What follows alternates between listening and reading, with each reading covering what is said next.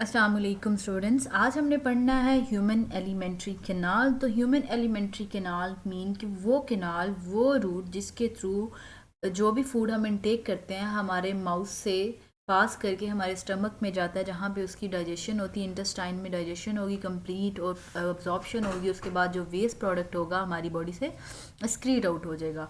तो ये पूरा प्रोसेस जिसमें फूड का इंटेक, फूड की डाइजेशन, अब्जॉर्प्शन, देन उसका वेस्ट प्रोडक्ट का एक्सक्रीट आउट हो जाना हमारी बॉडी से, ये पूरा प्रोसेस कहाँ पे हो रहा होता है? हमारी एलिमेंट्री कैनाल में हो रहा होता है।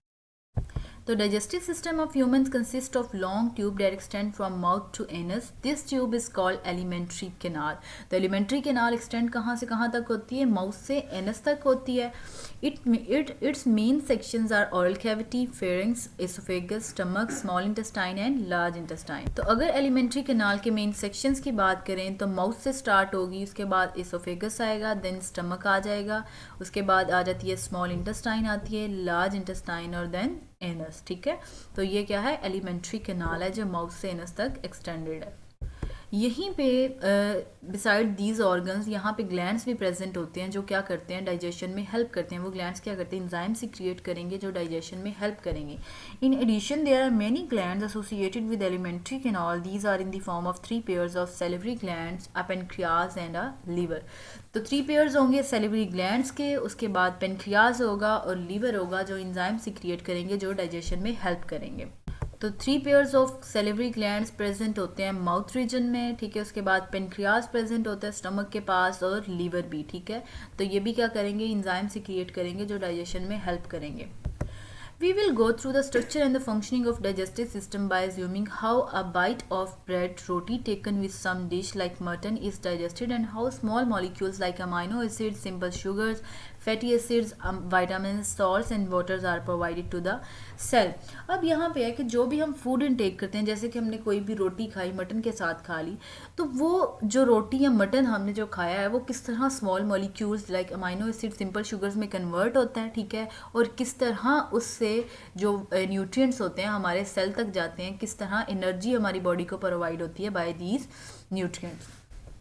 तो ओरल कैविटी में सबसे पहले आ जाता है selection, then grinding and then partial digestion. Food intake करने से पहले जो प्रोसेस होता है, जो मोस्ट इंपॉर्टेंट प्रोसेस होता है, वो होता है फूड सिलेक्शन का, कि आप खाएंगे क्या। फूड सिलेक्शन में आपकी जो कॉमन सेंसेस होती हैं, 5 सेंसेस होती हैं, जैसे टच, टेस्ट, स्मेल, ठीक है, आप विजन, ये सारी चीज़ें हेल्प करती हैं, सेंसेस हेल्प करती हैं फूड सिलेक्शन में। कोई भी फूड जो आपको जिसकी प्रेजेंटेशन अच्छी नहीं, खाने दिखने में अच्छा नहीं लग रहा, या जिसका टेस्ट अच्छा नहीं, वो फूड क्या होगा? रिजेक्टेड होगा, कभी भी आप वो इनटेक नहीं करेंगे। Food selection is one of them. When food enters oral cavity, it is tasted and felt. If the taste of mutton suggests that it is old, we reject it.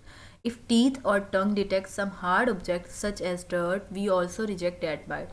तो food selection में क्या होगा कि अगर जैसे ही कोई आपने एक बाइट ली फूड की, ठीक है, जैसे मटन की बात करें तो मटन का आपने मटन की बाइट ली, तो अगर आप फील करते हैं कि ये क्या है? ओल्ड है, मीन के पुराना खाना, काफ़ी बासी खाना है, तो आप उसको नहीं खाएंगे, रिजेक्ट कर देंगे।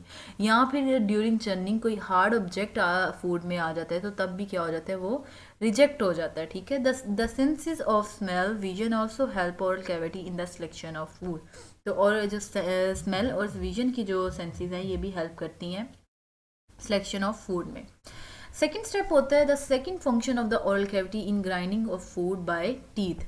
फूड की ग्राइंडिंग, जो आपने फूड इनटेक कर लिया, सेलेक्ट कर लिया कि आपने ये फूड खाना है, देन आप उसकी ग्राइंडिंग करते हैं, मैस्टिकेशन करते हैं, मीन को उसको स्मॉल पीसेस में डिवाइड करते हैं, स्मॉल पीसेस में कन्वर्ट कर रहे होते हैं। It is known as the chewing और mastication. This is peaceful. This is useful because oesophagus can pass only small pieces.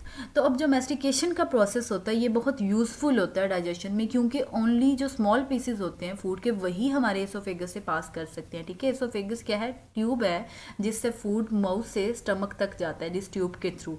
तो एसोफेगस बहुत थिन सी ट्यूब होगी, तो उसमें से सिर्फ स्मॉल पीसीज ऑफ फूड ही पास कर सकेंगे। तो इसीलिए churning of food, chewing of food and mastication बहुत इंपॉर्टेंट प्रोसेस है। Enzymes also cannot act as on large pieces of food. They require small pieces with large surface area to attack. और इसके अलावा एक और बात है कि जो enzymes होते हैं वो कभी भी large pieces of food पे act नहीं करते. उन्हें small pieces चाहिए होते हैं और larger surface area होना चाहिए attack के लिए.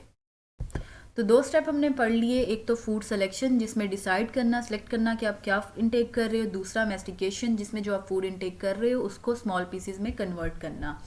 The third and fourth function of oral cavity are lubrication and chemical digestion of the food. अब थर्ड और फोर्थ स्टेप क्या है? लुब्रिकेशन एक तो फूड की और दूसरा केमिकल डाइजेशन. ठीक है. The chewing process stimulate 3 pairs of salivary glands under tongue, behind jaws and in the front of ears to release a juice called saliva in oral cavity. तो हमारी oral cavity में 3 pairs of salivary gland present होते हैं. ठीक है. Under टंग, behind jaws और in front of years. ठीक है. सब मैंडिबुलर, सबलिंगुअल और एंड पेरोटिड ग्लैंड्स. तो 3 पेयर्स होते हैं सेलिवरी ग्लैंड्स के. ठीक है. पेरोटिड ग्लैंड्स वो होते हैं जो ईयर्स के सामने होते हैं. ठीक है. लिंगुअल, सबलिंगुअल ग्लैंड्स जो होते हैं टंग के नीचे होते हैं और मैंडिबुलर ग्लैंड्स जो होते हैं जो जॉस के पीछे होते हैं. ठीक है. तो ये 3 पेयर्स ऑफ ग्लैंड्स होते हैं जो लुब्रिकेशन में हेल्प करते हैं फूड की. जब हमारे माउथ में फूड होता है, ठीक है, चर्निंग हो रही होती है, च्यूइंग हो रही होती है, तो क्या होता है कि ये इंजाइम्स, ये ग्लैंड्स क्या करते हैं? इंजाइम्स क्रिएट करते हैं सलाइवा जो क्या करता है? फूड को लुब्रिकेट करता है. अब सलाइवा का फंक्शन यहाँ पे है कि जो लुब्रिकेशन करता है फूड की. Saliva adds water and mucus to food which act as lubricant to ease the passage of food through the oesophagus. Saliva क्या करेगा? वाटर और म्यूकस ऐड करेगा फूड के साथ ताकि वो लुब्रिकेट हो जाए और इजीली एसोफेगस से पास कर जाए. Saliva also contain an enzyme salivary amylase which help in the semi digestion of starch. उसके अलावा सलाइवा में सैलिवरी अमाइलेज एंजाइम प्रेजेंट होता है जो स्टार्च की सेमी डाइजेशन करवा रहा होता है.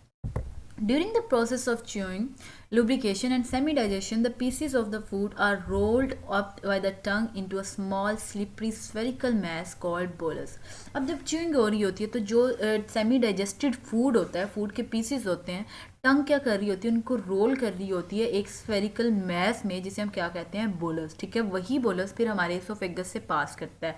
When we swallow bolus and push it in the oesophagus through pharynx. ठीक है. तो माउथ से वो फेरिंग्स के थ्रू जाएगा एसोफेगस में और देन एसोफेगस से पास करके स्टमक में जाएगा जहाँ पे डाइजेशन स्टार्ट होगी. तो यहाँ तक ओरल कैविटी का फंक्शन था. फूड सिलेक्शन करती है, ठीक है, मैस्टिकेशन करवाती है, लुब्रिकेशन और केमिकल डाइजेशन करवा रही होती है.